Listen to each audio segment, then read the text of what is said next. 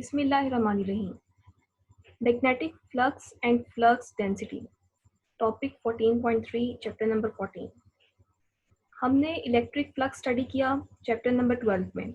Electric field lines को हमने represent किया in the form of these arrows. बिल्कुल ऐसे ही एरोज आज हम ड्रॉ करेंगे और ये लाइंस रिप्रेजेंट करेंगी मैग्नेटिक फील्ड को, जैसे आप इलेक्ट्रिक फील्ड को रिप्रेजेंट करते थे इस तरह की लाइंस के थ्रू। मैग्नेटिक फील्ड लाइंस अगर किसी एरिया पे मौजूद हैं और उनकी स्ट्रेंथ आपने फाइंड करनी है कि कितनी स्ट्रेंथ है उस एरिया पे, उसका फ्लक्स मेजर करना है, तो आप कैसे मेजर करेंगे? इसको रिव्यू करने के लिए सबसे पहले आप इलेक्ट्रिक फ्लक्स को रिव्यू कीजिए। इलेक्ट्रिक फ्लक्स के लिए हम यूज़ करते थे formula phi E is equals to E dot A, where E is the electric field that is present in that region and A is the area vector. Area vector दरअसल किसी भी surface पे मौजूद normal को कहते हैं, outward drawn normal to that surface. जैसे कि आप यहाँ केस 1 में देखिए, इस केस 1 में हमारे पास ये डायरेक्शन बनती है एरिया वेक्टर की। ये कोई नॉर्मल वेक्टर है एक सरफेस पे और हमेशा इसकी डायरेक्शन आउटवर्ड होती है, कभी भी इनवर्ड नहीं होती। आप जिस भी सरफेस पे ड्रॉ करेंगे उस सरफेस पे आपने आउटवर्ड एक नॉर्मल वेक्टर को कंसीडर कर लेना है, वो एरिया वेक्टर है उस सरफेस पे। जैसे केस बी में हमारे पास एरिया वेक्टर बनता है इस सरफेस पे 90 के एंगल्स पे आउटवर्ड डायरेक्शन में हमने एरिया वेक्टर कंसीडर करना है, जो कि इस डायरेक्शन में बनता है। यहाँ इस सरफेस पे हमने एरिया वेक्टर ड्रॉ करना है, तो अपवर्ड आउटवर्ड क्योंकि हमने करना है ड्रॉ, तो ये आउटवर्ड डायरेक्शन ये बनती है एरिया वेक्टर की। ये तो एरिया वेक्टर का कंसेप्ट है जो आप मैग्नेटिक फ्लक्स पे भी यूज़ करेंगे और इलेक्ट्रिक फ्लक्स पे भी यूज़ करेंगे। डिफरेंस यहाँ आएगा कि इलेक्ट्रिक फ्लक्स में आप काउंट करते हैं इलेक्ट्रिक फील्ड लाइंस को, मैग्नेटिक फ्लक्स में आप काउंट करेंगे मैग्नेटिक फील्ड लाइंस को। यानी हमने ये पता लगाना है कि एक सरफेस पे मैग्नेटिक फील्ड लाइंस की स्ट्रेंथ क्या है, उनका फ्लो कितना है। फ्लक्स दरअसल इंडिकेट करता है फ्लो ऑफ एनीथिंग, जैसे कि water flux means flow of water. अब क्योंकि हम साइंस में हैं और साइंस में हम फिज़िक्स को स्टडी कर रहे हैं, तो फिज़िक्स में हम मैग्नेटिक फ्लक्स को लिंक करेंगे मैग्नेटिक फील्ड लाइंस का फ्लो किसी भी सरफेस पे जिस पे आप मेजर करना चाह रहे हैं। इस फ्लो को इंडिकेट करने के लिए हम बिल्कुल वैसे ही फॉर्मूला यूज़ करेंगे। फाई का सिंबल इंडिकेट करेगा फ्लक्स को। अब यहाँ अगर फाई के साथ आप बी लिखेंगे तो इसका मतलब है मैग्नेटिक फ्लक्स। जैसे आप फाई के साथ ई लिखते थे पहले, तो वो इलेक्ट्रिक फ्लक्स को इंडिकेट कर रहा था। यहाँ फाई के साथ बी इंडिकेट करेगा मैग्नेटिक फ्लक्स को। और क्योंकि आप मैग्नेटिक फ्लक्स की बात कर रहे हैं, तो इसीलिए आपने मैग्नेटिक फील्ड लाइंस यूज़ करनी है। और मैग्नेटिक फील्ड हमारे पास यहाँ फर्ज कर लें कोई बी है, बी डॉट ए। ये डॉट रिप्रेजेंट करता है स्केलर प्रोडक्ट को। हमारे पास जब दो वेक्टर्स मल्टीप्लाई होते हैं, दो वेक्टर्स या तो डॉट से मल्टीप्लाई होते हैं या फिर क्रॉस के साथ मल्टीप्लाई होते हैं। डॉट को हम कहते हैं स्केलर प्रोडक्ट, क्रॉस को हम कहते हैं वेक्टर प्रोडक्ट। स्केलर प्रोडक्ट का आंसर हमेशा एक स्केलर क्वांटिटी होती है, उस क्वांटिटी की कोई डायरेक्शन नहीं होती। वेक्टर प्रोडक्ट का आंसर हमेशा एक वेक्टर क्वांटिटी होती है, उसकी डायरेक्शन फाइंड की जाती है। यहाँ क्योंकि फ्लक्स में हम यूज़ कर रहे हैं डॉट यानी स्केलर प्रोडक्ट यूज़ कर रहे हैं, तो इसीलिए मैग्नेटिक फ्लक्स के आंसर में आप देखेंगे तो सिर्फ हमें एक स्केलर क्वांटिटी नज़र आएगी, वेक्टर क्वांटिटी हमें नज़र नहीं आएगी, कोई डायरेक्शन इसकी एसोसिएटेड नहीं होगी। तो यहाँ पे हमने मैग्नेटिक फ्लक्स के लिए फॉर्मूला यूज़ करना है B dot A, where B is the magnetic field and A is the area vector of that surface. Dot product है, इसको ओपन करेंगे, B A cos of theta. Theta is the angle between B and A. अब वो surface जो आप study कर रहे हैं, उस सरफेस पे एंगल कैसे बनता है एरिया वेक्टर के दरमियान और बी के दरमियान, ये आपने फाइंड करना है। जैसे यहाँ पे कोई आर्बिट्रेरी एंगल बन रहा है इस ए पिक्चर में, बी पिक्चर में देखिए एरिया वेक्टर और मैग्नेटिक फील्ड लाइंस ये दोनों पैरेलल हैं।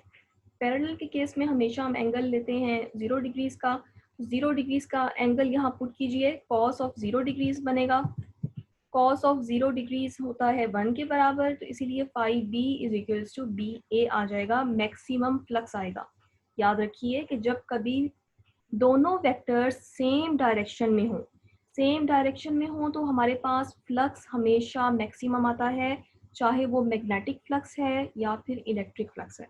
जैसे यहाँ दोनों वेक्टर्स एरिया वेक्टर और मैग्नेटिक फील्ड दोनों सेम डायरेक्शन में हैं, तो सेम डायरेक्शन में होने की वजह से हम यहाँ पे फ्लक्स को मैक्सिमम फाइंड करेंगे। जो भी आंसर आएगा वो मैक्सिमम होगा। इस पिक्चर सी में देखिए, area vector is at 90s with magnetic field. Magnetic field के साथ 90 का एंगल बना रहा है, तो आप 90 का एंगल यहाँ पुट करेंगे, cos 90 degrees is equal to 0, so magnetic flux is 0। इस केस में मैग्नेटिक फ्लक्स हमारे पास नहीं आएगा, यानी अगर आप फ्लो ऑफ लाइंस को देखते हैं तो इस सरफेस पे किसी किस्म का फ्लो नज़र नहीं आ रहा, पेनिट्रेट नहीं कर रही लाइंस। यहाँ इस बी केस में magnetic field lines area vector से, उस एरिया से, उस स्पेसिफिक ऑब्जेक्ट से पेनिट्रेट करके गुजर रही हैं, इंटरेक्ट कर रही हैं।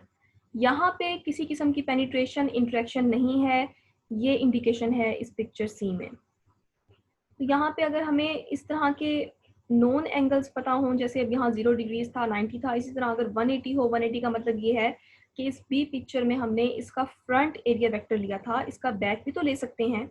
आउटवर्ड ड्रॉन अगर एरिया वेक्टर लिया जाए तो उसके बैक पे भी आ सकता है। इसके बैक से अगर हम लेंगे तो उस एरिया वेक्टर का इस मैग्नेटिक फील्ड के साथ 180 डिग्रीज का एंगल बनेगा, और यहाँ cos 180 डिग्रीज जब हम पुट करेंगे तो -1 आ जाएगा, यानी मैग्नेटिक फ्लक्स उस केस में मिनिमम होगा।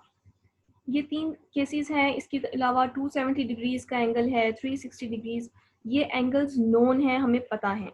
अगर हमारे पास कोई ऐसा केस आ जाए जिसमें कर्व्ड सरफेस हो और वहाँ पे मैग्नेटिक फील्ड भी यूनिफॉर्म ना हो, तो इसके लिए हमें एक छोटा स्टेप फॉलो करना पड़ेगा। वो ये है कि आपने सबसे पहले उस कर्व्ड सरफेस को डिवाइड करना है छोटे छोटे एलिमेंट्स में।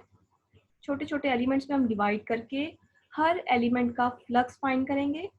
उसके बाद हम टोटल फ्लक्स के लिए 1 to n, यानी flux of first surface to flux of nth surface, उन सबको हम सम कर देंगे तो हमारे पास उस कर्व्ड सरफेस का टोटल फ्लक्स आ जाएगा। जब कभी भी हमने इस तरह का कोई केस देखा जिसमें सरफेस कर्व्ड है। अब यहाँ से हम SI यूनिट्स फाइंड करते हैं। हम जानते हैं कि B मैग्नेटिक फील्ड है, A एरिया है, एरिया वेक्टर। यहाँ पे हम जब यूनिट्स पुट करेंगे, मैग्नेटिक फील्ड का ऐसा यूनिट हमने पढ़ा टेस्ला होता है, A का होता है मीटर स्क्वायर। यहाँ पे हम टेस्ला को ओपन करते हैं, मैग्नेटिक फील्ड, ये फॉर्मूला बेसिकली है phi is equals to B.A। यहाँ पे हमारे पास मैग्नेटिक फील्ड का फॉर्मूला ऐसा यूनिट है टेस्ला, तो इसको ओपन कीजिए, न्यूटन पर एम्पेयर्स पर मीटर, और यहाँ पे एरिया है तो एरिया के लिए मीटर स्क्वायर आएगा। मीटर स्क्वायर और पर मीटर, ये दोनों पावर्स जब आपस में ऐड अप होंगी तो यहाँ पे हमारे पास मीटर की पावर +1 आ जाएगा। Newton per ampere metre, newton metre per ampere, ये चीज़ वेबर के इक्वल होती है, यानी फाई के SI यूनिट्स हैं वेबर। ये बिल्कुल वैसे ही हमने फाइंड किया है जैसे हम इलेक्ट्रिक फ्लक्स के लिए SI यूनिट्स फाइंड करते थे।